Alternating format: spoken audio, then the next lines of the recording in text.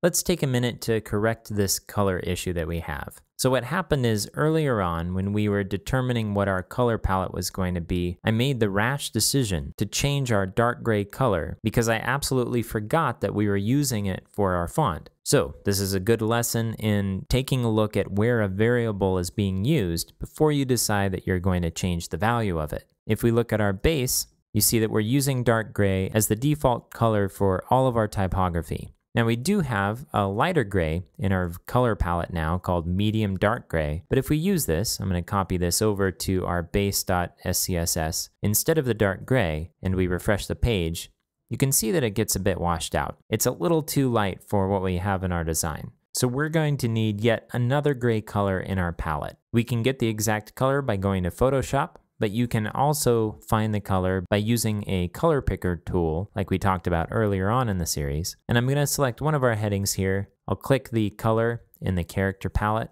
and I'll copy the hexadecimal value. I'll go back to our editor, and under variables, we're going to need to add something between dark gray and medium dark gray. Now the English language is being stretched to its limits at this point in trying to figure out how to phrase a variable that fits between these two colors. Here's what I'm going to do. I'm going to call this medium darker gray.